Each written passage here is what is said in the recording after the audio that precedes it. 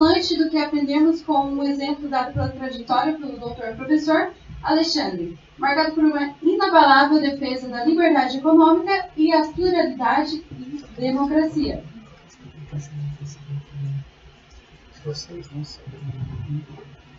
Gostaria de agradecer primeiramente a presença do doutor professor Alexandre, que nos prestigia com a sua palestra.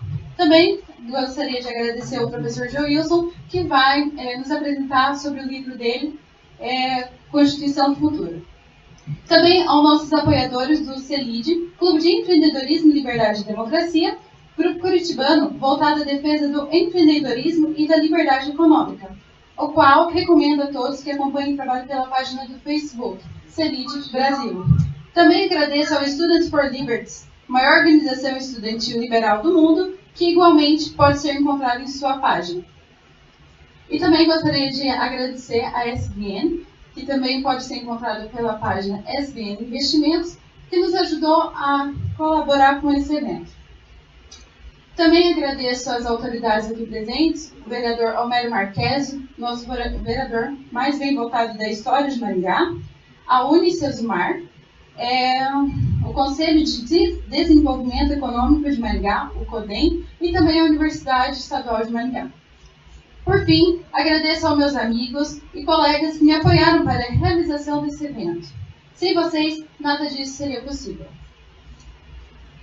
Desejo que o presente evento traga novas ideias a vocês aqui presentes.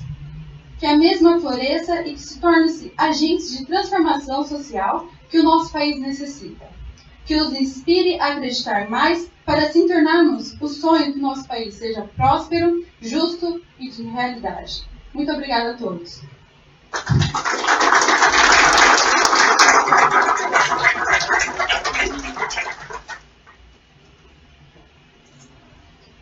Eu chamo para compor a mesa o Dr. Professor Alexandre Schwartzman, sócio-diretor da Schwartzman e Associados, consultoria econômica com foco em assuntos macroeconômicos, ex-economista-chefe do Banco Santander, do Banco Real, ABN, MRO e do Unibanco. Também chamo para compor a mesa o nosso professor PhD, Joilson Dias, que vai nos apresentar agora o seu novo livro, Uma Constituição do Futuro.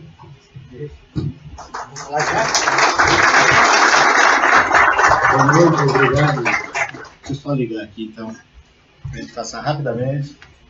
Eu estou pegando aqui a carona de uma pessoa famosa, só para vocês terem a diferença entre nós dois. Enquanto eu estudava os artigos dos famosos professores de economia, ele era aluno desses famosos professores, foi orientado por um dos top professor, que é o Homer.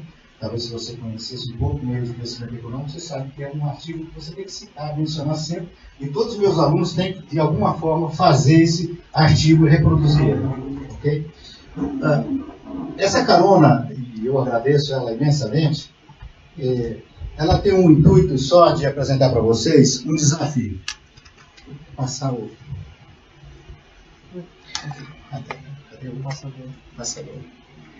Eu tenho que tentar achar só o passador aqui. Está na mão dele? Não? Aqui. Opa. Perdão.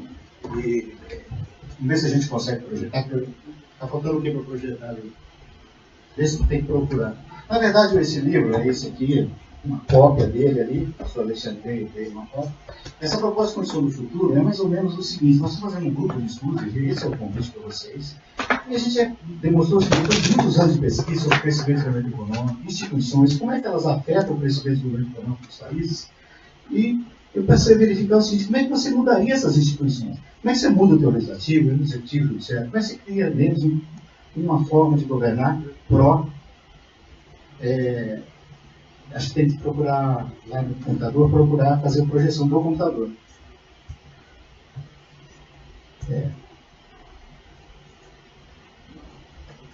Nós estou pegando umas falhas técnicas aqui, que é normal. Hã? Não?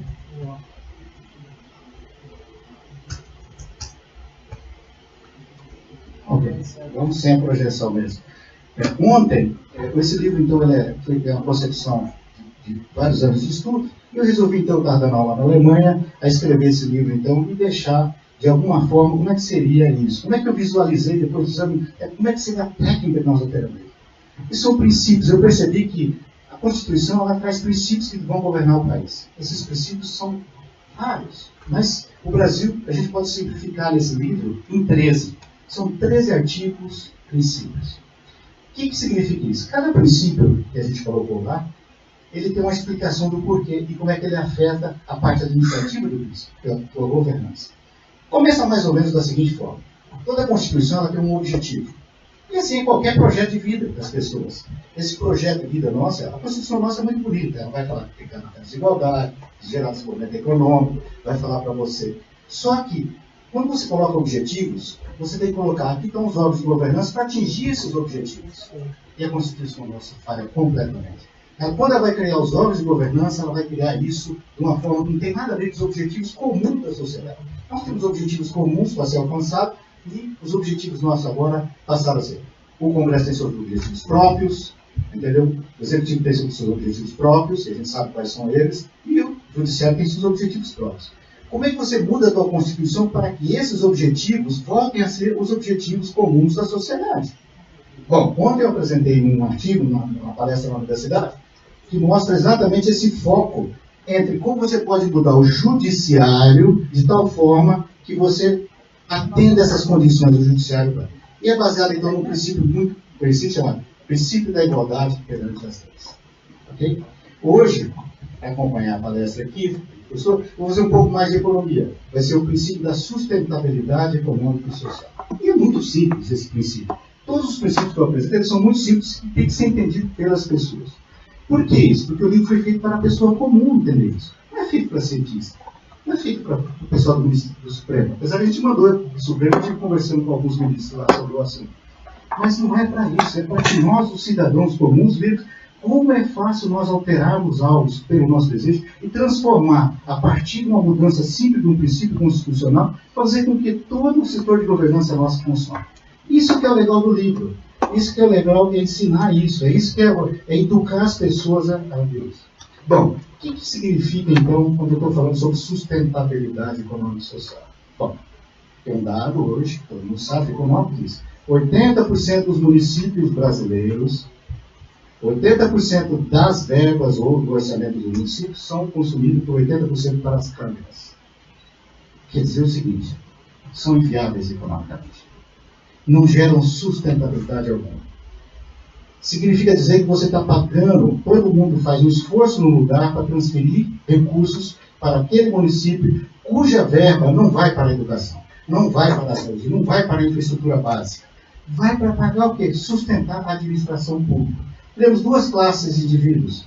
Os que trabalham, são produtivos e competem no mercado, e os que vão no serviço público, trabalham, mas não têm o objetivo de ser mais produtivo, não tem a necessidade de ser, de alguma forma, melhorar sua produtividade, não tem problema de perder seu emprego. Em síntese, você criou duas classes de pessoas na economia. Então, você gerou desigualdade social. Mas se a nossa Constituição era para fazer o contrário, disse que era para gerar igualdade na Constituição, quando você faz isso, você faz o contrário. Então, o objetivo nosso já foi jogado fora. Mas como é que você volta para isso? Bom, tem uma coisa legal na economia. É que esse princípio significa dizer, basta nós fazermos uma PEC, proposta de emenda constitucional, e é isso que a gente está sentando, esse grupo de estudo é isso, para ir elaborando PECs, espalhar isso para todas as entidades do Brasil inteiro, com o apoio de todo mundo, atingimos 1 milhão de assinaturas e mandamos para o Congresso. Impressionante. Como é que a gente faz isso? Bom, todos os municípios têm que ter sua administração, seus gastos administrativos, seu gasto administrativo, sustentado por impostos locais.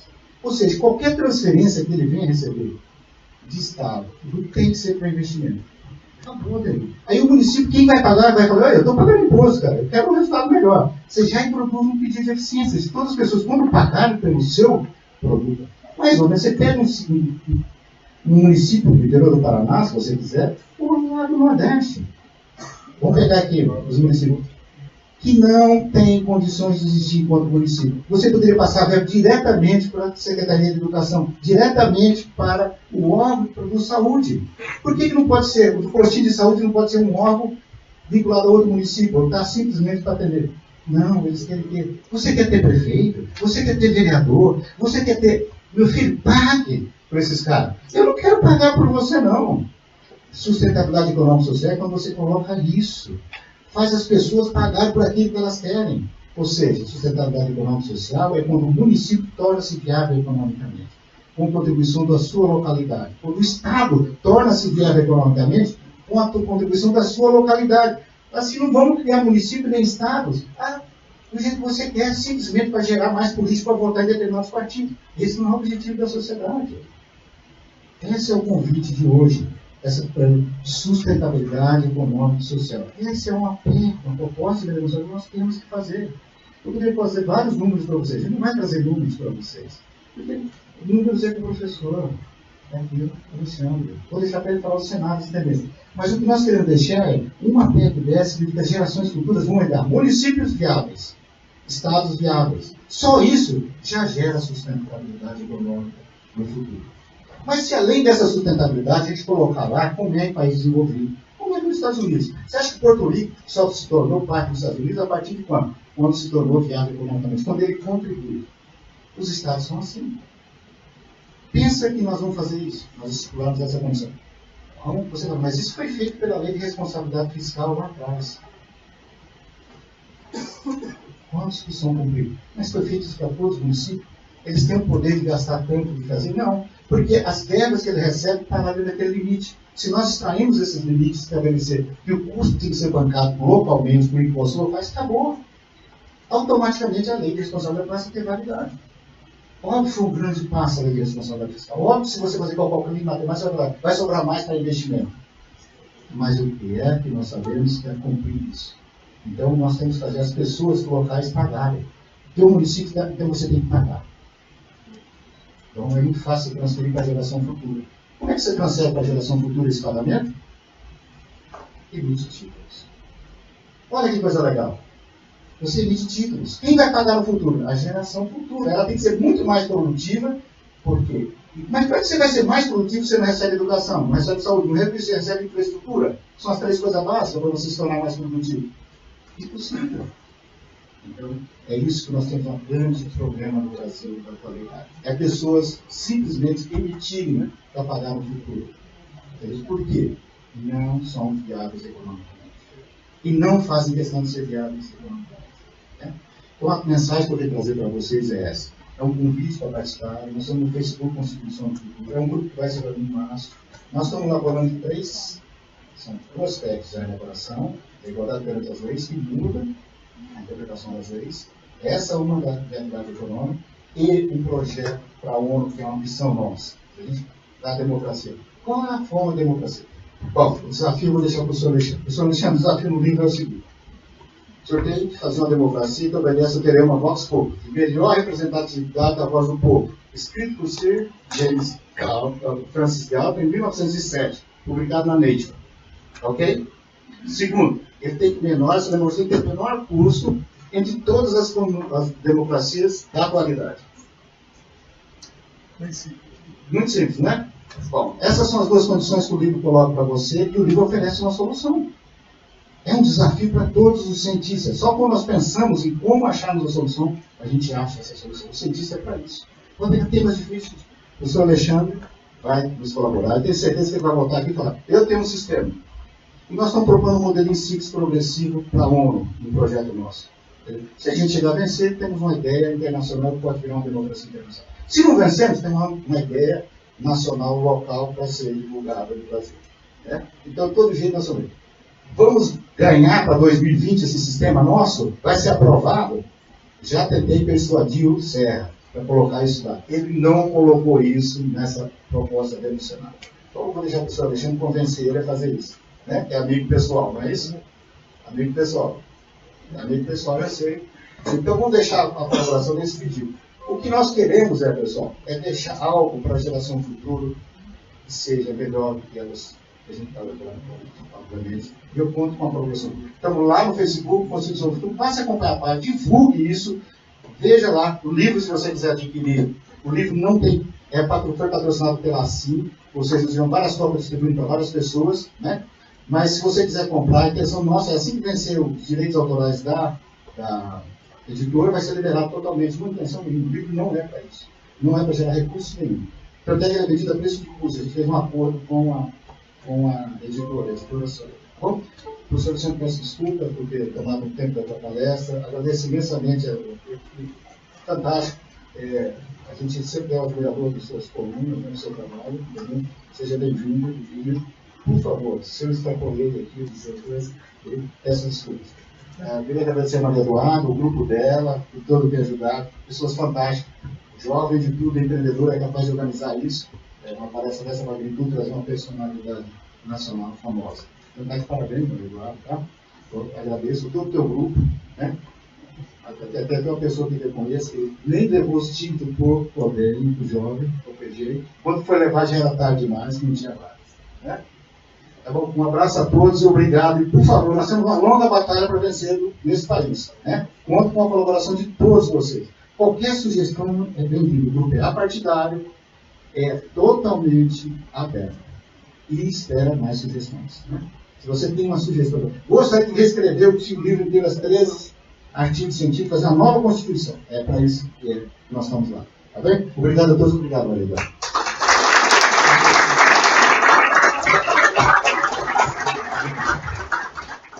Pessoal, agora eu passo a palavra para o Alexandre com a sua palestra Cenários e Tendências Econômicas. Muito obrigada, Alexandre.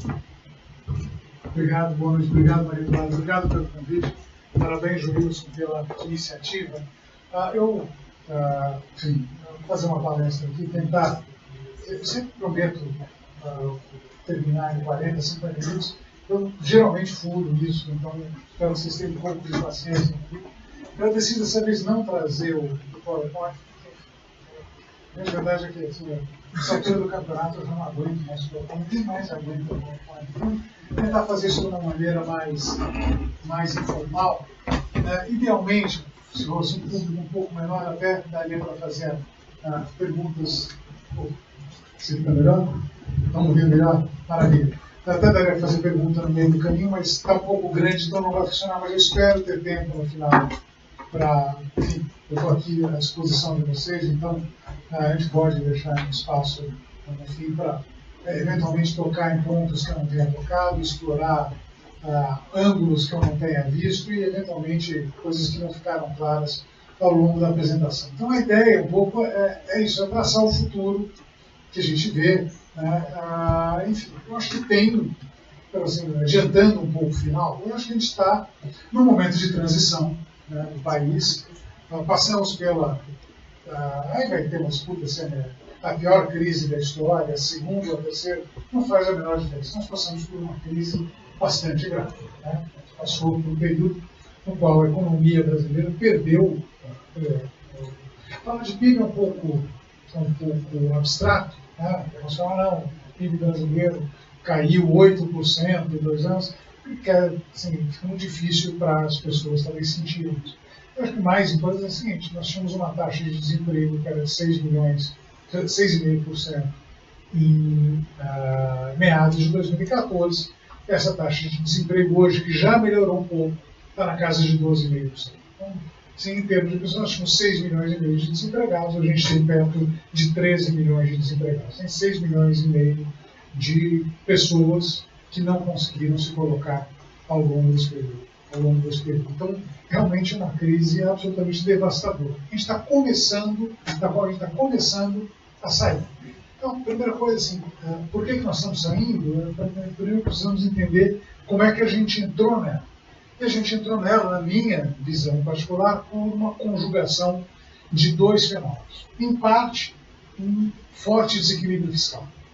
Um desequilíbrio das contas públicas. A gente tem um governo que, nos seus 3 níveis, mas particularmente no caso do governo federal, tem uma dificuldade de viver dentro dos seus meios. Pontos que o Wilson levantou aqui sobre a questão da sustentabilidade dos municípios, acho que seriam igualmente aplicáveis a outros entes governamentais. Então, tem tendências que vêm de mais longo prazo, que foram agravadas pela má gestão da política econômica, particularmente no governo Dilma, a partir de 2011, e isso acho que gerou parte do problema. Mas, sinceramente, isso aí não explica tudo o que aconteceu. Acho que o que teve, em adição a uma percepção de que nós tínhamos um sério problema fiscal, é também a percepção de que o governo que tinha acabado de ser reeleito em 2014, tomado posse em 2015, não tinha a menor condição de tratar dos problemas que tinham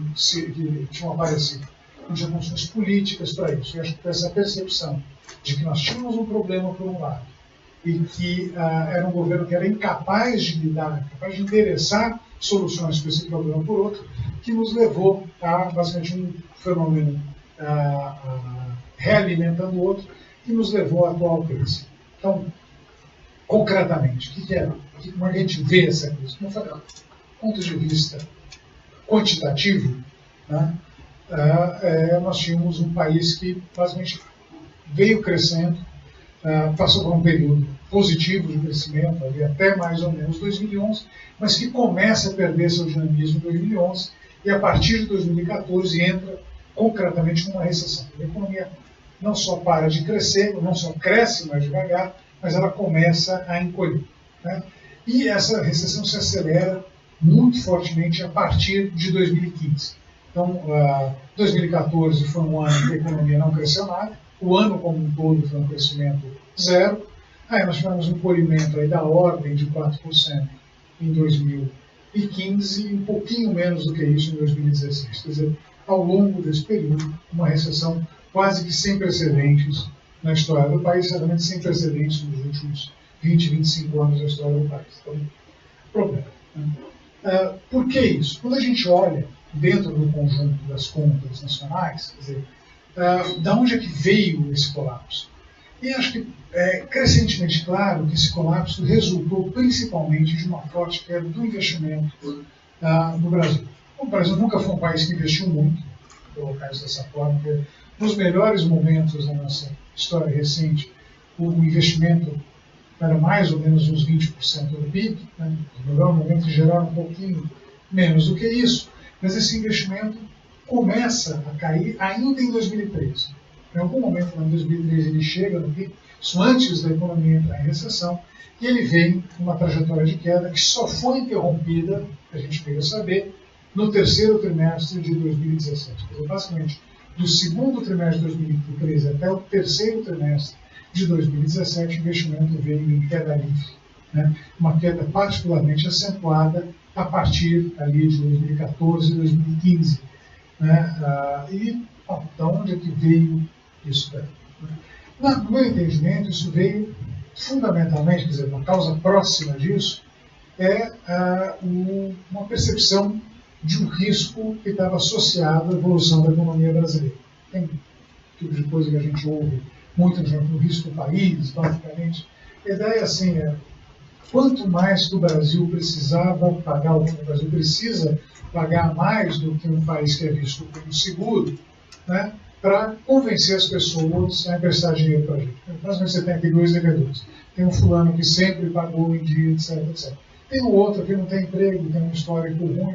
Obviamente, a gente vai cobrar um juro do cara que é bom pagador, vai cobrar um juro maior do que não é bom pagador. A diferença entre um e outro é o prêmio de risco, que é uma percepção sobre a capacidade de solvência de uma pessoa, de uma empresa, de um país. Então, no caso de países, praticamente de países grandes como o Brasil, tem um mercado bastante ativo, então a gente pode observar a cada dia, a cada minuto, como é que está evoluindo essa percepção de risco do país. Tem nada a ver com as agências de risco, aliás, assim, eu não dou a menor bola que as agências de risco têm para dizer, essencialmente, que a gente tem essa informação de uma maneira muito melhor, muito mais sincera, expressa para a gente no mercado na forma desses prêmios de risco. E o que acontece no caso de prêmios de risco no Brasil, tinha encolhido bastante, né, ao longo de vários anos, particularmente quando se percebeu, ainda no primeiro governo Lula, que estava valendo os mesmos princípios de política econômica que nortearam o governo anterior, a dívida pública começa a cair, né, e o Brasil, durante um bom período, estava pagando um prêmio de risco que era pequenininho, alguma coisa como um ponto percentual acima do Tesouro norte-americano. Tinha países como há hoje, países que eram percebidos como melhores do que o Brasil, o Chile pagava ali 0,3%, 0,4% ao ano, então a gente estava mais ou menos na mesma categoria que o México, um pouquinho melhor que a Turquia, mais ou menos aí que a gente está. E essa percepção de risco começa a piorar muito, não por acaso, exatamente em 2013. Mas por que está piorando essa percepção de risco? A gente vai investigar, mas a gente começa a ver que as contas públicas do Brasil, né, que mais ou menos se mantiveram em ordem, teve uma interrupção em 2009 e 2010 por conta da crise, mas mais ou menos até 2011 o país conseguia ainda manter suas contas públicas mais ou menos equilibradas. É verdade, à custa de impostos crescentes, mas de uma forma ou de outra, que a gente via as contas mais ou menos equilibradas, a dívida brasileira vinha numa tendência de queda. Então a percepção sempre, por mais ineficiências, injustiças, etc., que houvesse, as pessoas que estavam essencialmente preocupadas com a capacidade de pagamento do país não viam isso como um grande problema. Mas passaram a ver isso como um grande problema à medida em que as condições foram piorando do ponto de vista fiscal. Quer dizer, quando começa aqueles superávites que o governo conseguia registrar, começam a encolher, eventualmente, por volta de 2013, eles começam a deixar de ser superávites, eles passam a ser déficits, e uma percepção é aquela dívida que vinha numa trajetória de queda, para de cair, retoma uma trajetória de alta. Né? Então, acho que basicamente dali é que vem essa percepção de que tinha um problema. Mas como é que esse problema se manifestava? Principalmente na forma de um aumento persistente do gasto público no Brasil. É um aumento persistente do gasto público no Brasil que, para ser justo, não é um fenômeno que está limitado ao governo Dilma, não está limitado sequer ao governo Lula. Na verdade, é um fenômeno que vem acontecendo, né, pelos dados oficiais desde 97, o pessoal que se deu o trabalho de reconstruir os dados anteriores a 97 percebe essa tendência valendo pelo menos desde 1991. Não por acaso, né, pouco depois da promulgação da nossa Constituição, que é bastante rica em direitos, muito pobre em deveres, né, e, enfim, basicamente levou a uma evolução grande do gasto público. Quão grande? Deixa eu dar os números aqui, alguns deles. Primeiro, em 97, quando essa série oficial começa, o gasto público do governo federal sozinho correspondia a 14% de tudo que a gente produzia no ano, 14% do PIB. Esse ano, 2017, né, 20 anos depois, esse gasto público corresponde a 20% do PIB. Então teve um aumento do gasto público só do governo federal, não estou falando de estados e municípios, onde também aconteceu isso, mas só no caso do governo federal, onde esse aumento foi mais expressivo, um aumento equivalente a 6 pontos percentuais do PIB. Que é um aumento colossal, em um período relativamente curto. Se a gente for olhar assim, não tem muitos exemplos na história recente do mundo que a gente vê esse tipo de piora do ponto de vista do gasto público. Esse é o primeiro dado da história. Segundo dado, para onde está indo esse aumento de gasto?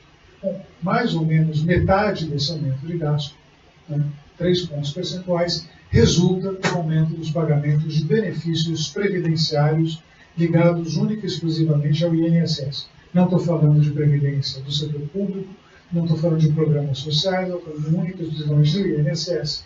O INSS gastava, as pensões, aposentadorias, etc., representavam algo como 5% do PIB em 97. Esse ano, na verdade, já passaram disso. Esse ano estão caminhando para alguma coisa como 8,5% do PIB.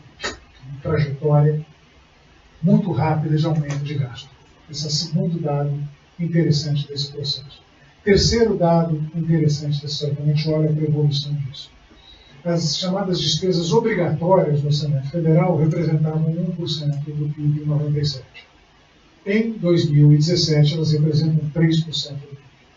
Então, tem um aumento de um conjunto de despesas obrigatórias. O funcionalismo não está nessa. O funcionalismo é uma conta à parte, não é nem a que mais cresceu ao longo do período.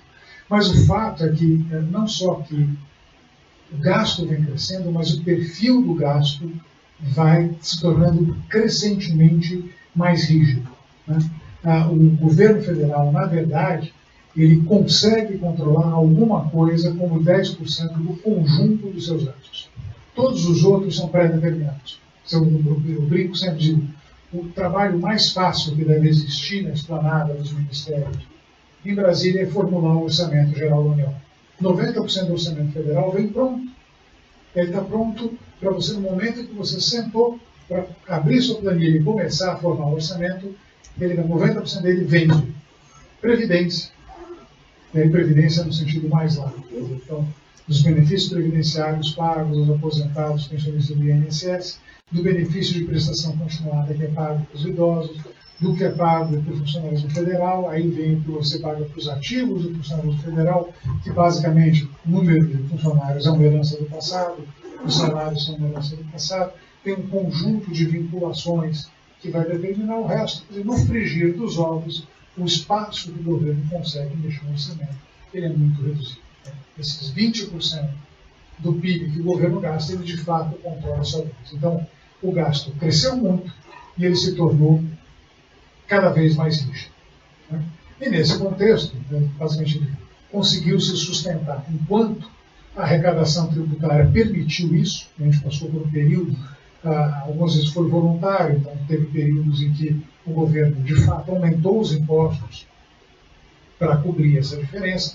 Teve um pouco de sorte ao longo do caminho, pega um boom de commodities ali por volta de 2003, 2004, e vai até 2011, uma breve interrupção durante a crise. Ele também ajudou o país a crescer bastante, realmente ajudou o país a arrecadar bastante, então também teve um pouco de sorte. O fato é que, apesar do aumento da receita, um aumento persistente da arrecadação do governo, ela basicamente conseguia se manter mais ou menos em linha com a evolução das despesas. A partir do momento que a gente deixou de ter um aumento de receita, a equação furou, a equação ficou permanentemente desequilibrada, e a gente ficou só com o lado em que tinha um aumento persistente das despesas, piora das contas públicas, a dívida com isso começa a subir, as pessoas começam a olhar para o lado, será que esses caras vão conseguir pagar essa dívida?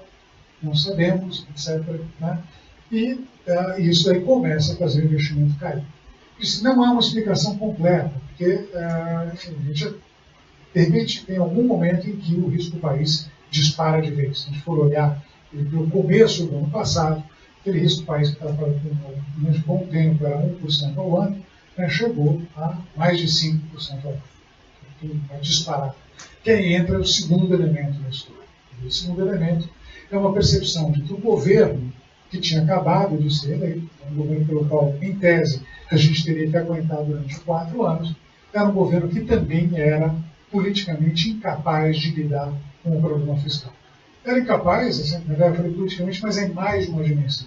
Era um governo que, para começar, era a continuidade de um governo que tinha agravado o problema fiscal. Era um governo que não acreditava nesse tipo de coisa. Como é que eu sei que não acreditava? Bom, deixa eu contar um pouquinho da minha experiência pessoal nessa área. 2005, bem antes do governo Dilma, eu ainda era diretor do Banco Central, Antônio Palocci ainda era o ministro da Fazenda, Paulo Bernardo, marido da senadora de vocês, me deixa bem claro aqui, era o ministro. Não, ele era um cara legal. A mulher dele não, ele é um cara legal, bandido, mas é um cara legal. Os dois, são bandidos, mas são bandidos bacanas. O Palocci e o Paulo Bernardo vêm com uma proposta eminentemente sensata, como é bem da cabeça deles. Vamos tentar, já tinha essa percepção, uma trajetória de gastos, que eventualmente se tornaria insustentável, estamos falando disso faz 12 anos, e eles fizeram a seguinte proposta: vamos limitar o crescimento do gasto público. A ideia era assim, que fosse menos do que o crescimento do PIB, e essa proposta foi bombardeada pelo então chefe da Casa Civil, tinha recém-possada chefe da Casa Civil, Dilma Rousseff, que classificou a proposta de rudimentar e disse, assim, se você é no jornal, mas eu tive, não sei se é exatamente o privilégio ou a tristeza de ouvir ao vivo, diz que gasto corrente é vida. Você não pode proibir as pessoas de nascer e de viver, portanto você tem que continuar gastando. Então essa era a cabeça da então ministra-chefe da Casa Civil, que depois, para nossa felicidade, virou presidente da República. Ela realmente jamais acreditou nesse tipo de coisa. Então deixou realmente a bola começou no governo dela, particularmente em 2014, durante a eleição. Jurava que não tinha qualquer problema com o país, não precisava fazer nenhum ajuste, porque não tinha nenhum desajuste. Essa altura do campeonato, acho que já tinha percebido que o problema era mais embaixo, mas obviamente não falou isso durante a campanha. Né? Pelo contrário, quem falava mal era classificado como pessimildo, né? Por aqui era o pessimildo. E em outra propaganda dizia, né, que enfim, os banqueiros iam roubar a comida do prato das famílias brasileiras. Passada a eleição, né, ela convida o vice-presidente do Bradesco para ser ministro da Fazenda, apenas porque o próprio presidente do Bradesco recusou o convite dela. E, ao mesmo tempo, entra o Joaquim Levy, né, técnico capaz, não é uma pessoa de quem eu gosto muito, mas enfim, é um técnico capaz, acho que razoavelmente bem intencionado, mas que se mostrou, né, completamente sem condições de levar adiante um programa de ajuste fiscal, por uma razão muito simples, porque não teve apoio político do próprio governo, o próprio partido do governo, né, em momento algum, se dispôs a fazer, tomar medidas que seriam necessárias para levar adiante um programa de controle de gastos no Brasil. Fala muito, provavelmente também lá, as pautas bomba do Congresso Nacional, o fato do Eduardo Cunha ter virado presidente da Câmara, passado um monte de coisa. Mas a grande verdade é que, assim, podia ser Eduardo Cunha, podia ser quem fosse. De fato, o problema não era o PMDB, o problema não era o Centrão, o problema basicamente é que o próprio partido do governo não comprava o programa de ajuste fiscal. Muito pelo contrário, bombardeou o Joaquim a partir do primeiro momento. Ele não durou um ano no cargo. Né? Então, todo mundo percebia que era um governo que não tinha as condições políticas para fazer avançar qualquer coisa que tivesse um mínimo de semelhança com o programa de ajuste fiscal. Mudamos o microfone, melhorou. Tá bom. A certa altura eu vou abandonar isso, vai só no Google mesmo. Então, eu acho que esse daí foi isso que nos transformou o que seria uma recessão normal numa recessão mais profunda da história. Essa combinação de, por um lado, eu tenho um problema, por outro, eu tenho um governo que não consegue lidar com esse problema. Agravado, diga-se de passagem, pelo fato de que também o governo anterior tinha perdido o controle sobre o processo inflacionário, né? Estava segurando a inflação há alguns anos na unha, quando eu digo na unha mesmo, basicamente segurando o preço de combustível, cortando artificialmente o preço da energia elétrica, etc., para tentar manter a inflação ainda dentro do limite superior, né, 6,5%, mas que chega em 2015 sem a menor condição de manter esses controles de preço. Não tinha como manter controle de preço, porque a Petrobras estava com a corda no pescoço, o setor energético estava absolutamente quebrado e de lambuja ainda estava levando o setor sucroalcooleiro à falência. Então, teve que fazer basicamente um grande reajuste de preços, a inflação disparou, teve que subir juro, isso obviamente não colaborou nem um pouquinho para minorar a recessão, pelo contrário, agravou a recessão. Então, teve realmente uma tempestade perfeita. Um negócio curioso que o professor Antônio Delfim Neto, na época que ele ainda defendia o governo Dilma, hoje ele finge que nunca defendeu o governo Dilma, mas ele defendia-se. Ele só alertava contra a possibilidade de tempestades perfeitas, mas ligado a alguns fenômenos externos à economia brasileira. A gente não precisou disso, a gente formou uma tempestade perfeita só com componentes nacionais, né? Isso é um negócio bacana. Então a gente conseguiu uma crise fiscal made in Brasil, uma crise política made in Brasil, uma inflação made in Brasil também. Então, basicamente, isso nos levou a uma maior crise da história, da qual a gente começou a sair nesse exato momento. Por que começamos a sair? Porque com todos os defeitos que tem a administração Temer, eu acredito que ninguém aqui acha que são poucos, eu não acho que são muitos defeitos. É uma administração que, do ponto de vista econômico, bem ou mal, começa a dar um rumo para o país. E esse rumo, acho que ficou bem estabelecido quando, no ano passado, acho que dá exatamente um ano, muito para minha surpresa, o Congresso Nacional aprovou uma proposta de emenda constitucional que veio do Poder Executivo, né, uma proposta que limitava o gasto público ao valor observado em 2016. Então, a PEC 55, a PEC do teto, ela diz uma coisa muito simples. Fixa-se como limite do gasto o gasto observado em 2016, daí para diante, ao longo de 20 anos, na verdade 10, que podem ser renovados por mais 10, o gasto público só pode crescer de acordo com a inflação. Então, é isso. Se furar o teto, tem ali algumas medidas corretivas, mas é basicamente isso que ele diz. E assim, qual que é a definição do teto? É praticamente tudo. Tem poucas coisas que estão fora. Gasto por eleição está fora, isso é peanuts, Fundeb, que é basicamente transferências por conta de educação, que também não é um valor dentro da forma, mas basicamente cobrir uma bela iniciativa. E o raciocínio é muito claro. Então, dado que o governo não consegue controlar seus gastos, quer dizer, tem uma margem muito pequena, não dá para fazer um ajuste fiscal rápido. A gente não consegue. Mas se a gente conseguisse eliminar todo o gasto discricionário do governo, nós falamos de 10% do gasto, 90% dele não tem o que fazer. Então, para a gente fazer a ideia, o gasto vai crescer de acordo com a inflação, o PIB cresce de acordo com a inflação mais um pouquinho, né? Então esse gasto vai caindo com proporção do PIB, a arrecadação fica mais ou menos igual com proporção do PIB, em algum momento esse gasto cai o suficiente para fazer que o déficit vire superávit, se esperar um pouquinho mais, esse superávit vai ser grande o suficiente para reverter a trajetória de crescimento da dívida. Papel admite qualquer coisa, o Excel ainda mais. Né? Excel com GoalSeek, ele, né, atingir meta, a gente consegue fazer o diabo com aquilo. Mas, enfim, então, a proposta é essa, uma proposta de ajuste, portanto, bastante gradual das contas públicas. Por que eu digo gradual? Porque quando veio essa proposta foi aprovada, boa parte dos economistas que se interessam pelo tema, tá bom, tem essa regra, não é difícil simular quais são as implicações dessa regra para o endividamento no país. Aí você faz lá um conjunto de hipóteses, mais otimista, menos otimista, eu fiz umas 30 simulações, conheço mais gente que também fez um tanto. O consenso que saiu dessas simulações basicamente é o seguinte: nos melhores cenários possíveis, essa estratégia reverte a trajetória de crescimento da dívida ali por 2021 e 2022, ou 2023, por aí. Então, no bicentenário da independência, a dívida para de crescer. Né?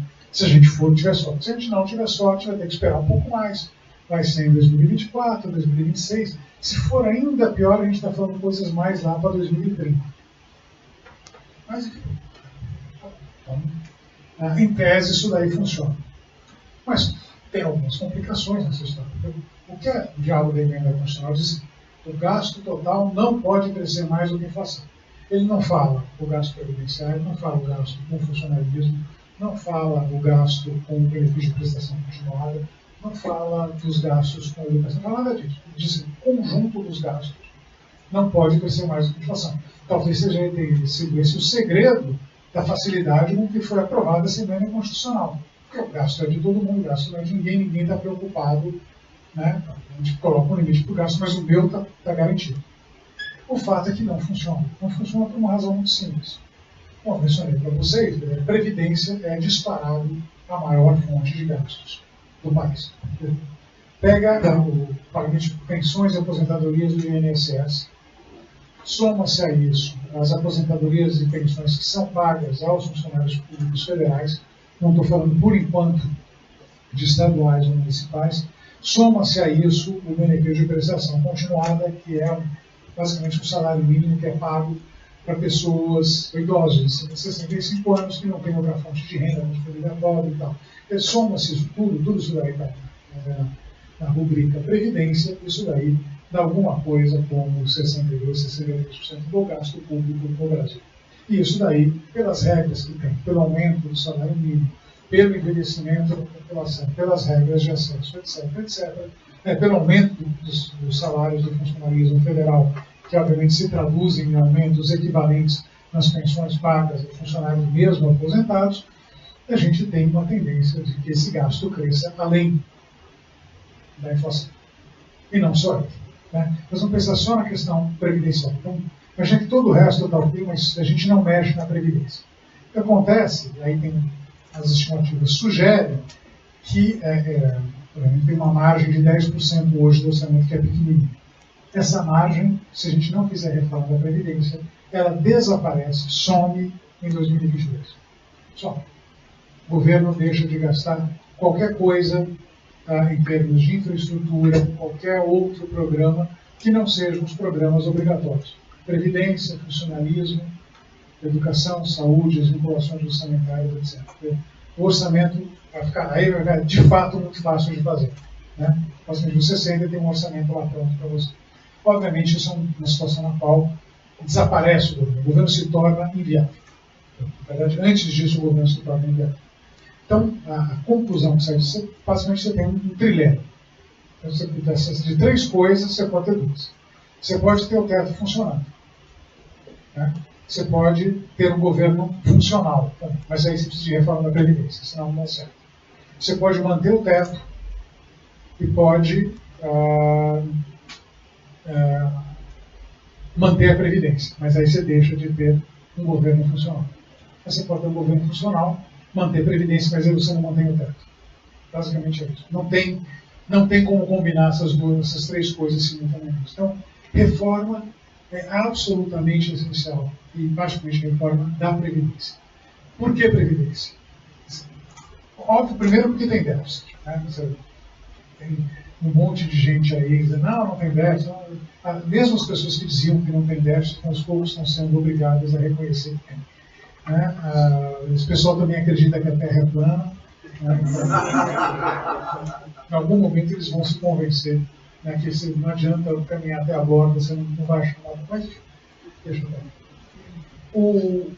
Por que Previdência? Porque não é só que tem, não é só que é deficitário. Mas o Brasil é praticamente um grande ponto fora da curva na questão previdenciária. Como é que a gente vê isso? Bom, tem países jovens e países velhos. Tem porcentagem de idosos na população. Né? Um trabalho recente que eu vi do Paulo Kaufmann, dos grandes economistas, dos grandes especialistas em previdência. Ele mostrava o seguinte, quer dizer, pegar na média do mundo, né, no conjunto do mundo, 16% da população mundial tem mais de 60 anos. Né? Então, países que têm mais do que 16% de idosos na sua população são países velhos, países que têm menos de 16% de idosos são países jovens. Uma definição bastante simples. Ele pegou também a média do gasto previdenciário no mundo. A média mundial, né, gasta-se mais ou menos uns 10% do PIB com previdência.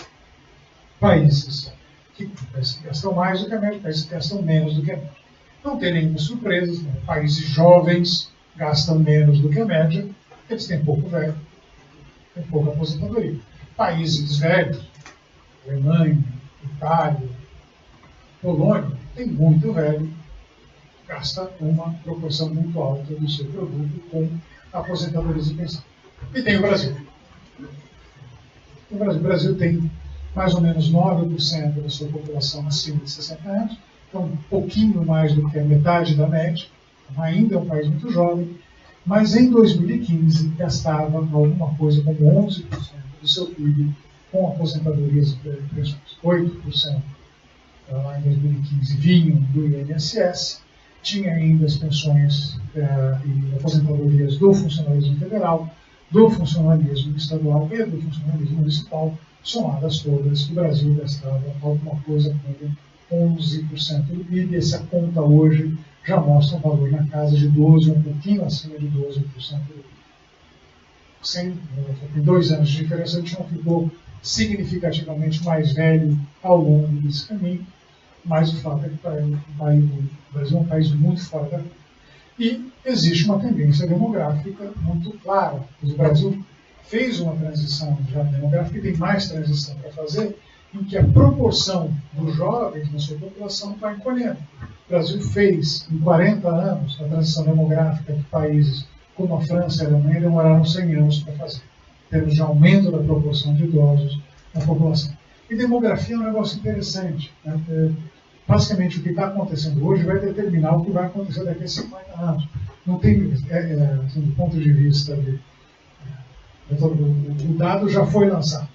Você já jogou o dado, você ainda não observou o resultado, mas você consegue ter uma inferência bastante clara. E a verdade é o seguinte, quer dizer, em 20 ou 30 anos, o Brasil vai ser um país em que vai ter muito mais gente velha comparativamente às pessoas que estão no auge da sua capacidade produtiva do que hoje. Então, a gente chama de razão de dependência, que é a proporção de pessoas acima de 65 anos sobre aquelas que vão dizer de 18 até 64, essa proporção vai aumentar, o que significa que esse problema vai se agravar. Então, previdência não é só um problema hoje, não é só um problema para os próximos 4 anos, quando ela pode inviabilizar a abordagem do teto, mas ela também é um problema para os próximos 30 ou 40 anos. E reforma você tem que fazer hoje, porque se a gente tivesse feito reforma em 97, 98, quando a gente discutiu isso, a gente não estaria passando pelo problema hoje. Por mais que esse problema não se manifestar daqui a 20 ou 30 anos, mais um motivo para você fazer agora, quando eu tenho alguma chance de fazer. Porque senão, lá na frente, você vai ter que fazer um negócio muito pior, porque o problema já vai ter sido materializado. Mas, enfim, então, reforma previdenciária é absolutamente essencial. E não é a única, do ponto de vista fiscal. Tem que mexer em vinculações. Tem uma agenda de reforma no Brasil que é absolutamente colossal. A expressão que o Brasil é um país condenado à reforma. Condenado à reforma não só do ponto de vista fiscal, não. Porque o fiscal é uma parte da história. A gente começou a tratar de outras questões. Reforma trabalhista não é essa revolução que estão falando, mas é uma coisa que acho que caminha na direção correta. Tem a necessidade de uma reforma tributária, não para arrecadar mais ou menos, mas a gente infelizmente não pode se dar o luxo de arrecadar menos, com a situação de contas públicas que a gente tem, mas certamente a gente poderia arrecadar melhor.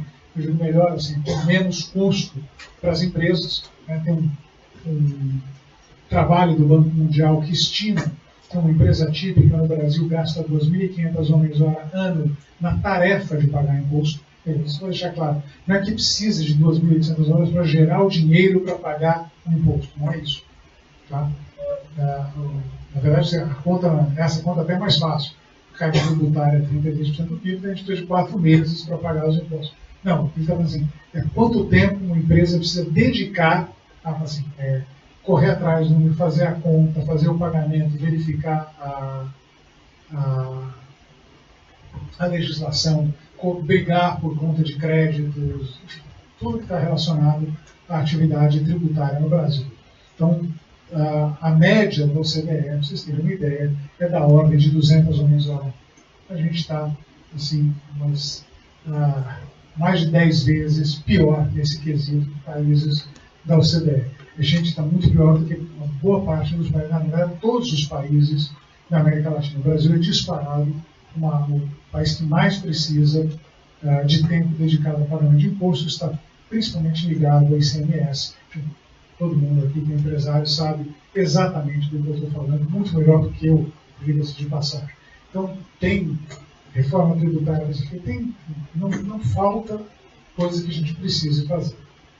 O que nos traz a situação política que a gente vai viver. Então, como vocês estão observando, a gente está hoje na discussão sobre reforma previdenciária e está crescentemente claro que essa reforma não vai passar. O governo tinha uma proposta razoavelmente ousada, né? A proposta basicamente equiparava os regimes de previdência público e privado, todo mundo ficava sujeito à mesma regra, criava uma idade mínima de aposentadoria que não existe no Brasil, lembrando, a aposentadoria por tempo de serviço, por tempo de contribuição, no Brasil é da ordem de 55 anos. Aos 55 anos a expectativa de sobrevida é 25, as pessoas vivem até 25 ou 26, então a pessoa que está com 55 anos, como eu, né, pode esperar viver até os 80 ou um pouquinho mais, então a pessoa vai ter uma sobrevida de 55. Quer dizer, criava uma idade mínima para a gente lidar com esse problema, criava uma regra de transição. Tinha uma proposta que era bastante audaciosa, ela obviamente não prosperou nem na comissão especial que aprovou a reforma na Câmara dos Deputados, no começo desse ano, já tinha reduzido, já tinha aguado a reforma. A proposta da discussão hoje é basicamente se limitar à criação da idade mínima, uma regra de transição e equiparação entre setor público e setor privado. E, mesmo assim, o governo não tem os 308 votos necessários para a aprovação disso na Câmara. Lembrando, mesmo que já aprovado na Câmara, ainda tem que ter aprovação no Senado, também não está claro que vai ter aprovação lá. Eu, pessoalmente, estou bastante pessimista a esse respeito. Então, quanto à aprovação da reforma, significa que essa e as demais reformas vão ser deixadas para as próximas administrações. Muito bom se a gente tiver administrações que sejam minimamente comprometidas com a causa das reformas. Ocorre que nem todas as candidaturas representam esse tipo de coisa. Nem todas as candidaturas que existem hoje no país, a rigor não existe nenhuma, porque formalmente a gente vai ter que esperar as convenções partidárias. A gente já mais ou menos começa a ter uma visão do quadro eleitoral para o ano que vem. Ainda está incerto, tem questões jurídicas, o Lula pode concorrer, mas de qualquer forma a gente começa a ver a formação disso. A verdade é que não são todos os candidatos que estão comprometidos com a causa reformista. Tem gente que é mais relaxada a esse respeito, a avaliação que eu já ouvi de muita gente, não interessa quem vai ser eleito em 2018, porque o problema é de tal magnitude que, seja quem for eleito, vai chegar em 2019 vai ter que fazer reforma de previdência demais, porque precisa. Eu acho esse raciocínio problemático em várias dimensões. Um deles é porque, a priori, você imagina que, independentemente de quem seja eleito em 2019, a gente vai manter o teto de gastos. Tem gente que não, dane-se, não quer ter teto de gastos. E propõe uma emenda constitucional, provavelmente derruba o teto de gastos. Então, com consequências, é óbvio, mas enfim, pode fazer isso. Segundo, porque a experiência recente, que eu acabei de discutir aqui com vocês, deveria servir para a gente aprender alguma coisa. É muito complicado para um governo se eleger com uma plataforma e depois tentar implementar uma plataforma diametralmente oposta. Eu não sou tão ingênuo quanto eu pareço. Sou, às vezes, meio bobo, mas não é sempre. Eu sei que políticos mentem em campanha. A gente sabe disso, né? Fiquei particularmente surpreso com o fato de que políticos mentem. Mas a experiência que a gente teve com o governo Dilma deveria ser absolutamente ilustrativa acerca de quais são os problemas que acontecem quando você se elege com uma plataforma e aí tenta fazer a plataforma que é diametralmente oposta. A primeira coisa que o Congresso vai olhar para você e falar: e por que eu deveria apoiar isso se a população não apoia? É basicamente a situação que a gente vive hoje. Porque boa parte dos deputados olhar para o presidente Temer e falar: tá bom, mas você foi eleito com essa plataforma? Nem eleito o cara foi. Mas você foi eleito com essa plataforma? Não. A população apoia isso? Muito provavelmente não.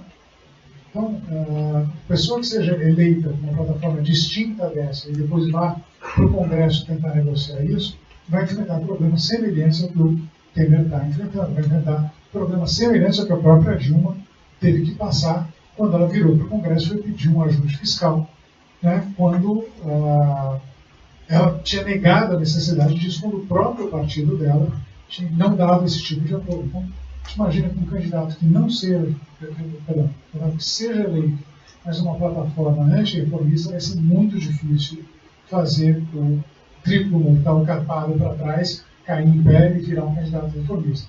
Porque nem a população vai entender como não entendeu a Dilma, e mais importante, o Congresso não vai dar mínima para quem fizer esse tipo de coisa, não vai ele entrar no curso de fazer isso, tá? Quem prometeu outras coisas por outro. Então, eu vejo como absolutamente crucial para o país, para manter essa estratégia de ajuste, é que quem quer que seja eleito, frequentemente seja eleito numa plataforma reformista.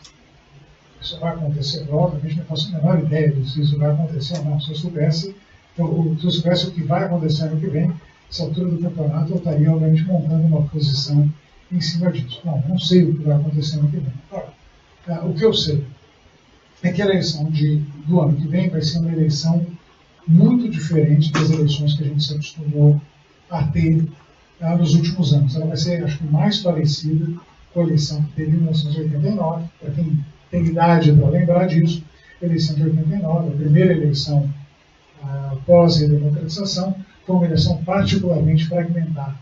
Vários candidatos que saíram, eu acho que a gente está indo para um cenário como esse, não deve ser um cenário como aconteceu de 94 para 2014, que por mais que tivesse eventualmente algum intruso ali, em última análise, sempre foi um duelo entre PT e PSDB.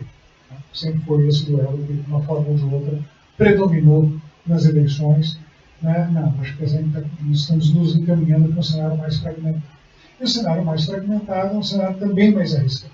Obviamente tem candidaturas centristas, tem candidaturas que podem até não comprar ou não bater no peito na causa reformista, mas que poderiam assumir eventualmente essa pauta assim, sem grandes arroubos, na expectativa de, bom, tem gente que não vai votar no Lula, tem gente que não vai votar no Bolsonaro, eu vou caminhar sozinho, aqui eventualmente eu vou chegar lá porque eu estou no centro.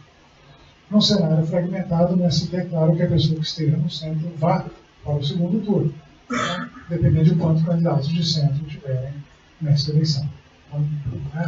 Então, só para eu não sei o que vai acontecer, me parece realmente que tem um cenário complicado no ano que vem do ponto de vista político. Do ponto de vista de atividade econômica, por incrível que pareça, não. Esse é o lado positivo da história. Ele teve, primeiro, uma forte queda da inflação. A inflação teve uma inflexão grande a partir de final do ano passado, coincidiu com a aprovação do teto de gastos. Eu não sei até que ponto foi o teto de gastos o único responsável por isso, acho que colaborou no sentido de perceber que havia uma estratégia para lidar com a questão orçamentária do país, foi ajudado por um choque de alimentos, mas de uma forma, na verdade, que a inflação que chegou acima de 10% em 2016, caiu para 6,5% no ano passado, um pouquinho abaixo de 6,5% no ano passado, esse ano deve ficar na casa de 3%. Então, a forte queda de inflação, isso possibilitou o Banco Central vir cortando juros. Por acaso, aí, a última reunião que teve esse ano no Banco Central foi ontem. O Banco Central reduziu o juro para 7%. Ele começou esse processo com uma Selic em 14,25%. Ele cortou 7,25 pontos percentuais. Ele mais ou menos se comprometeu com um novo corte, agora de 0,25, quer dizer, se concretizar, está falando uma redução de 7,5 pontos na taxa básica de juros, basicamente de outubro do ano passado até fevereiro do próximo ano, imaginando que de fato essa redução veio. Não abre parênteses, é um resultado curioso para quem dizia que o golpe impeachment tinha acontecido porque era para manter juro alto. O pessoal de uma incompetência atroz, eles dão um golpe na presidenta e ainda por cima cortam o juro. Realmente eu não consigo entender o motivo desse tipo de coisa, mas enfim, o fato é que uma forte queda de juros. Essa forte queda de juros, em alguma medida, começa a aparecer na forma de uma recuperação, particularmente do consumo. Também parece mais ou menos claro, quando a gente olha para o conjunto das séries econômicas, renda no varejo, produção industrial, etc. Quer dizer, essas coisas mais ligadas à atividade, parece ter começado um processo de reversão já no quarto trimestre do ano passado. Se for olhar para o número do PIB, propriamente dito, porque o PIB caiu até o quarto trimestre do ano passado, subiu nos 3 primeiros trimestres desse ano, verdade que não muito no terceiro, mas subiu muito bem no primeiro, subiu bem no segundo, no terceiro menos. O fato é que o PIB já vem numa trajetória de recuperação. O emprego vem numa trajetória de recuperação, não tanto a taxa de desemprego, o desemprego ainda está alto, o emprego está melhorando. Diga-se de passagem, não é o melhor emprego, a gente está vendo recuperação do emprego, mas muito no informal, muito no conta própria, mas de uma forma ou de outra. São pessoas que estavam sem renda, passaram a ter uma renda, o salário, por conta da queda da inflação, subiu. Então a gente vê ali uma combinação em que a renda do trabalho também está crescendo pela força do maior emprego, do maior salário, realimenta o consumo. Então a gente tem um processo de alta do consumo que é visível nas vendas do varejo, é visível nos dados de consumo. que deve ser o grande impulsionador do crescimento daqui para frente. Investimento, no último trimestre deu uma melhorada. Pode ser até que continue melhorando nos próximos trimestres, mas não vai ser a grande mola propulsora do crescimento. Ela vai ficar ainda com o consumo muito maior do que o investimento. Então, ele deve ser o principal fator de expansão daqui para frente. Em termos de números, a gente está falando sair de uma situação em que esse ano o crescimento deve ficar em torno de 1%. Não muito tempo, o consenso era de um crescimento de 0,7%, então, em poucas revisões dos últimos dados, mas também o desempenho à frente sugere que esse ano a gente volte a crescer 1%, a se realizar vai ser o melhor número desde 2013, tudo bem, a comparação é fácil, né? 14 foi 0, os outros anos foram negativos, mas é mais importante que isso, acho que aponta para um número de crescimento em torno de 3% no ano que vem. Não é um crescimento extraordinário, mas é um crescimento que a gente consegue manter desde que a gente consiga encaminhar de uma maneira mais ou menos equilibrada a questão sucessória e a questão da continuidade do processo reformista no país. Então, assim, a gente vai olhar para o conjunto da obra, o país começou a gerar as condições para sair da sua crise. Para mim, a natureza principal, eu vou dizendo, era um problema de contas públicas, um problema fiscal. Né? Medidas foram tomadas a esse respeito. Né? Se seguidas à risca, elas eventualmente chegariam a uma situação mais confortável do ponto de vista das contas públicas, mas, como eu disse, não basta essas medidas sozinhas, no caso da criação do teto, não é suficiente para fazer com que as contas se equilibrem. A gente tem que ter uma continuidade das reformas, em particular a reforma previdenciária e outras na área fiscal para fazer isso. E aí, a eleição vai ser um divisor de águas. E assim, uma reflexão mais minha, não. Acho que talvez a eleição do ano que vem seja a mais importante desde a redemocratização. Talvez. Acho que é o momento em que o país vai ser chamado a definir quais são seus rumos. Se a gente quer, de fato, embarcar num rumo, um pouco na linha do que você, em que a gente começa a corrigir as distorções que foram criadas no país em muitos anos, que foram agravadas no período mais recente. Eu falei muito do lado fiscal, mas tem uma série de outras coisas que também são importantes de serem tratadas, ou se a gente vai tentar mais uma vez achar um atalho. Assim, eu adoraria que existisse um atalho para isso. Eu estou absolutamente convencido que não tem atalhos para resolver o problema brasileiro que não passem por um caminho muito duro, muito difícil de construção de um consenso político em torno de um projeto reformista no país. Qual vai ser o rumo que a gente vai tomar? Eu adoraria ter essa resposta, eu não sei. Eu torço para que a gente tenha um caminho que seja mais pelo lado das reformas. Se não for, enfim, é a escolha da população e a gente vai ter que viver com essas consequências. Eu paro por aqui, falei pra caramba, mas acho que ficou mais ou menos dentro dos 50 minutos que eu tinha prometido, mais ou menos. E eu fico aqui à disposição, à vontade de vocês para responder perguntas, esclarecer pontos que vão ficar por trás, enfim, se vocês quiserem. Obrigado.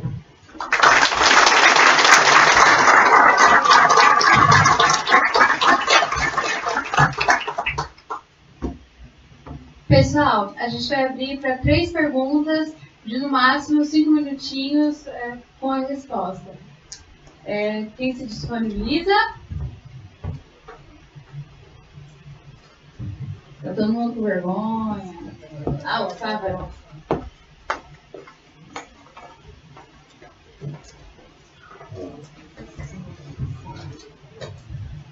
Senhor, boa noite. Meu nome é Lucas, eu sou estudante de Economia do 3º ano da Universidade Estadual de Maringá. Eu gostaria de saber o que o senhor acha do crescimento do Brasil mais no médio prazo. Se nós não estamos condenados ao que chamam geralmente de armadilha da renda média, né? Dado que o senhor falou que com a PEC do teto, a estabilização da dívida vai acontecer lá por 2026, imagina sem a PEC E será que não tem não pode dar no futuro problemas que já existiram no passado, como a hiperinflação, por exemplo, ou algo assim, dado que os prospectos aí das eleições de 2018 não são nem um pouco boas, né, aparentemente, em termos de agenda de reformas.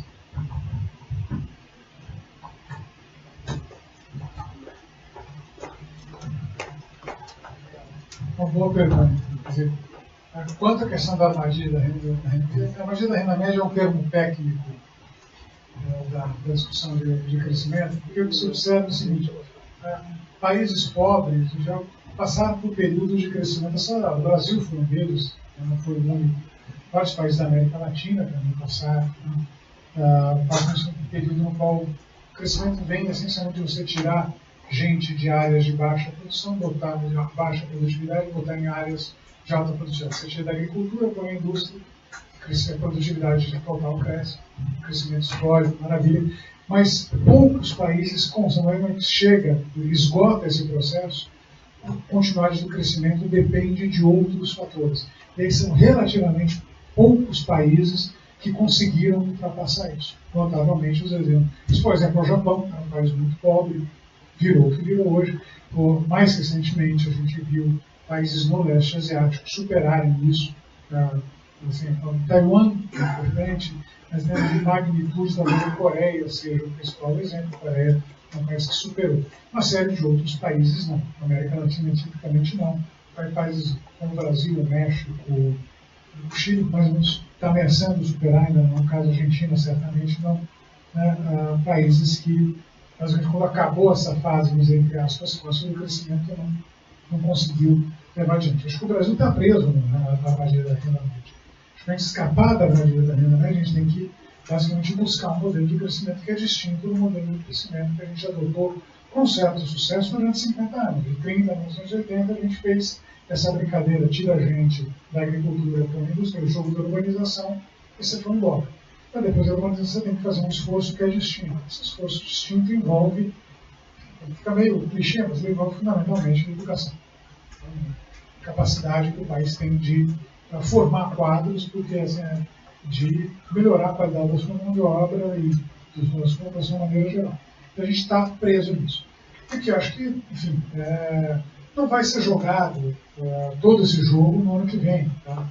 Eu acho que ano que vem é uma questão importante, talvez a mais importante que a gente viu, mas assim, obviamente você tem a oportunidade de revisitar esses temas mais para frente. Você está pensando em termos de médio e longo prazo, a gente consegue revisitar. Não acho que a falha, o problema de levar a reforma a gente vai nos levar a um processo hiperinflacionário. Mas a gente certamente vai ter que conviver com uma inflação mais alta. Acho que não dá para conviver com inflação de 3%, um desequilíbrio fiscal persistente. Provavelmente vai ter uma inflação mais alta do que a gente tem, mas ainda não vai ser uma questão hiperinflacionária. E assim, renda média, é uma renda média que a gente está preso nela, sim. E por isso que a gente vai ter que reformar muito esse país para tirar esses obstáculos do caminho. Não está absolutamente claro que a gente vai conseguir. Pessoal, mais alguma pergunta?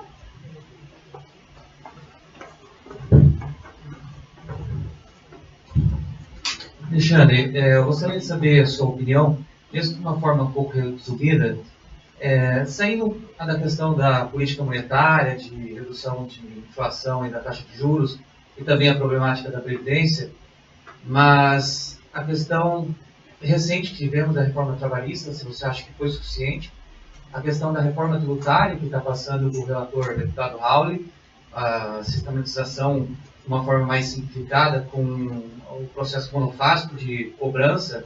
Ele também sugere uma forma que seja similar à CPMF, naquele tempo que passou a transferência, uma transação já é debitada, eliminando a necessidade daquela apuração de impostos por via da contabilidade. Então, eu queria saber se, nesse aspecto aí, você tem algum ponto de vista e de que forma que a desindustrialização no país impactou e vai continuar a impactar na crise que vivemos e na dificuldade em retomar o crescimento econômico. Eu vou ser realmente bastante sucinto aqui. São boas perguntas, não tem que nenhuma resposta fácil. Questão trabalhista, né? Assim, a minha visão, o pessoal que falou contas que é voltar à escravidão, não é isso. Eu acho que a proposta trabalhista que a gente fez, ela não é que seja um negócio superficial, não, mas acho que o principal efeito dela, na verdade, é que você, num conjunto de quesitos, não todos eles, né? Quando você tem o acordado se sobrepor ao legislado, ele dá mais segurança para um empresário contratar uma pessoa formalmente, né? Lembrando que férias, por exemplo, obviamente férias, assim, terceira, uma série de outras coisas, não continua valendo o legislado na questão do acordado. Mas uma série de outras coisas, eu venho de uma família de advogados trabalhistas, tá? Então eu ouvia casos de outro. Então o cara definiu que ele quer sair, ele quer almoçar 30 minutos e em 30 minutos em vez de 1 hora e sair 30 minutos mais cedo. Maravilha, fez isso, está valendo, isso aí funciona. O que acontece na situação que a gente tinha hoje, é que você pode fazer o acordo, né? Pode sair 30 minutos de almoço, sair 30 minutos mais cedo, mas na hora H você, na hora que você sai da empresa, você pode processar. De novo, uma coisa que vocês têm provavelmente muito mais experiência, né, do que o fato é que se gerava, que a CLT, como ela existia até a reforma, ela era basicamente uma incerteza jurídica estúpida, né? E você de fato não sabia, o proprietário não sabia totalmente o teu passivo trabalhista. Um eventual, você comprasse uma coisa, não sabe o tamanho do seu passivo trabalhista. Então, acho que a reforma ajuda no sentido de se esses princípios se consolidarem, a incerteza jurídica em cima da relação trabalhista formal se reduz, você vai botar mais gente no mercado formal. Não é isso que vai criar nem mais nem menos emprego, mas acho que vai ajudar a trazer mais gente para o mercado formal, que é legal. Inclusive porque empresas que evitam o mercado formal, ela tem uma série de outros problemas. Ela não pode ter escala, né? Porque se ela ficar muito grande, ela começa a chamar a atenção. Então você perde economias de escala, perde uma série de coisas que acontecem de maneira conjunta com a formalização da empresa. Acho que isso aí permite que melhore. Então, positivo vai ser um negócio que vai virar o jogo? Não vai. Tributário, por outro lado, a gente tem ganhos potencialmente grandes nisso. Mas acho que não com coisas como CPMF, nem nada do gênero. Tem o ex-secretário foi secretário de executivo do Ministério da Fazenda, foi secretário de Política Econômica do Ministério da Fazenda, Bernardo Api, está trabalhando, ele foi ao Instituto de Cidadania Fiscal, alguma coisa assim, de cidadania tributária.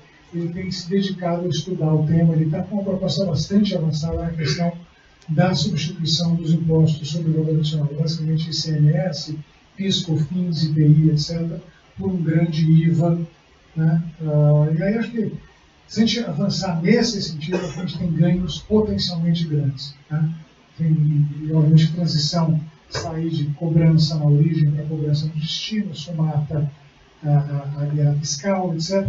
E aí, esses ganhos grandes, eu falei um pouquinho da questão burocrática, que eles têm que manter contabilidade, etc. Você gasta um caminhão de dinheiro para basicamente pagar imposto, mas não é só isso, né? Se você tem guerra fiscal, você vai, não, então ali tem uma vantagem, eu vou colocar a minha empresa, meu centro consumidor é aqui, mas eu vou produzir ali adiante, porque ali tem uma vantagem tributária. Só que não é uma vantagem real.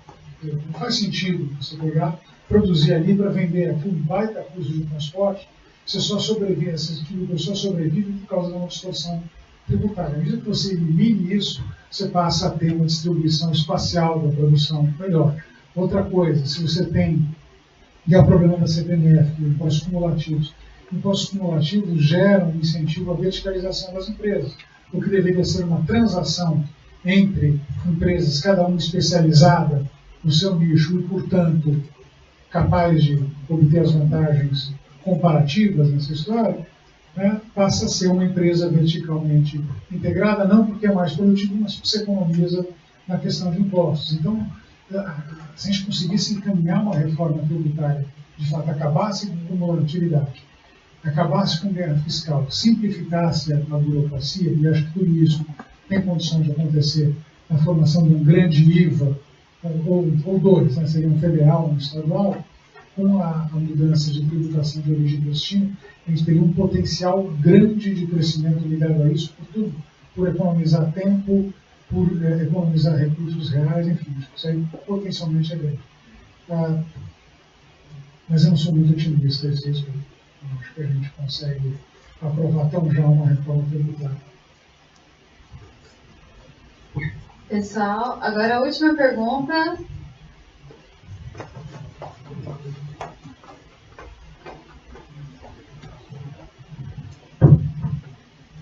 Professor, meu nome é Márcio, sou formado em Economia pela UEL. Eu queria ver, assim, qual que é a visão que o senhor tem com relação à sustentabilidade dessas taxas de juros no patamar na faixa de 6, 7% que chegamos agora, certo? E da inflação no patamar de 4%, que dentro do histórico que a gente vê é um patamar realmente bem baixo, certo? Considerando o peso da carga tributária sobre as indústrias, sobre o comércio também, principalmente sobre a indústria, que é quem sofre mais, na minha visão, com uma carga tributária elevada, certo? E com a possibilidade, assim, essa carga tributária elevada, o tempo que demora para o país voltar a começar a reduzir essa dívida novamente, disso 2022, que se tudo der certo acontece. Vamos supor que chegue uma crise daqui a 2, 3 anos. O senhor vê o Brasil se sustenta com uma crise externa, os Estados Unidos sobe a taxa. O senhor vê essa taxa de juros no banco. O Brasil consegue manter 6, 7%, você acha que volta essa inflação igual a gente chegou a ter de 10 a 12? Não, isso é uma boa pergunta. Sim. O cenário que eu trabalho é um cenário que a gente mantém a taxa de juros baixa por um período razoavelmente longo. Não quer dizer indefinido, razoavelmente longo, ou seja, assim, eu estou imaginando uma manutenção de juros nesse patamar, 6,75 por aí, provavelmente até o final do ano que vem. Por tudo que eu falei aqui, vai depender em parte do resultado da eleição. Se tiver um resultado que aponta para um caminho diferente, acho que a gente vai ver dólar subindo, o país voltando a crescer, etc, e provavelmente não vai conseguir manter essa taxa de juros tão baixa. Mas assim, acho que num cenário que a gente consegue encaminhar uma agenda reformista e tem condição de manter esse juro baixo até o final de 2018, provavelmente começo de 2019, com inflação razoavelmente controlada. Ele tem um baita desemprego. A gente não vai ver pressões inflacionárias por esse canal aparecerem a qualquer momento. Então, sim, acho que consegue. Quanto à vulnerabilidade externa, o país era um pouco. Aí, se acontecer alguma coisa lá fora, ficar esperto com isso. Né? Eu sou menos preocupado com essa questão. Eu acho que é importante, acho que está sendo beneficiado pelo que tem acontecido com o mundo, está num ciclo raro. Está com os Estados Unidos crescendo, a zona do euro, a União Europeia está crescendo, o Japão está crescendo, os emergentes estão crescendo, fora ali os casos perdidos da vida, Venezuela, Zimbábue, essas coisas aí, os fins do mundo, etc. E ao mesmo tempo que tem juro baixo.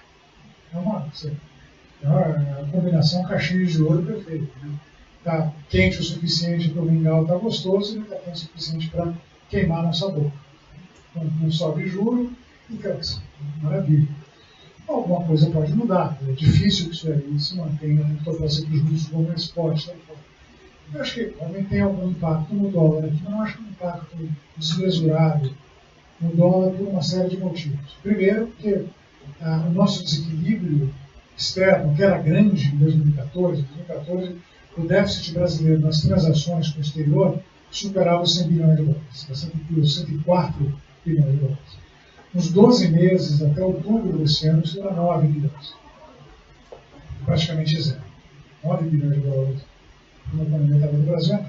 Então, a gente tem as contas externas razoavelmente bem equacionadas. A gente tem um caminhão de reserva. 380 bilhões de dólares de reserva. Tá vendo? Terceiro, sendo a estrutura do passivo externo do país, não é que o país deixou de ter passivo. Obviamente tem dinheiro estrangeiro aqui, mas a maior parte do dinheiro estrangeiro está na forma de investimento. Qual que é a vantagem? O investimento aqui, o cara que investiu 100 milhões de dólares, transformou na época em 250 milhões de reais, ele tem o direito de tirar 250 milhões de reais Se a taxa de câmbio for para 5, ele vai tirar metade do dinheiro. Não é isso. Então, na verdade, é um passivo, é uma obrigação que está denominada em reais. Então, a moeda pode flutuar, você não vai quebrar uma empresa. É diferente se você tivesse tudo em termos de endividamento, uma dívida externa, naqueles bons tempos ali, você devia em dólar, o dólar andou, a tua empresa quebrou. Eu acho que isso daí não acontece. Então, não quer dizer, obviamente, que o Brasil seja invulnerável, nem que não vai sofrer. Eu só acho que a gente não vai ter, no caso de mudança brusca do cenário externo, o Brasil não vai ser um tão exposto a esses rumores quanto os demais. Nossos problemas não são externos, não é a relação do país com nós mesmos. Nosso problema é fundamentalmente interno fiscal. Então, depende muito mais do que o que a gente faça do que o que o resto do mundo está fazendo. A gente, nesse meio tempo, é beneficiado, enfim, enquanto todo mundo está ganhando dinheiro, ninguém está muito preocupado com os riscos do Brasil. Isso muda no cenário em que o mundo fica mais seletivo com seus investimentos. É isso. Tá bom? Obrigada, Alexandre. Gente, muito obrigada pela presença de todos aqui que colaboraram com a gente. E para finalizar, a gente quer tirar uma selfie aqui com todo mundo e uma foto aqui no meio com o fotógrafo, com o Alexandre e o Lucas, que compõe minha equipe, e o professor Joilson. Obrigada, gente. Obrigado.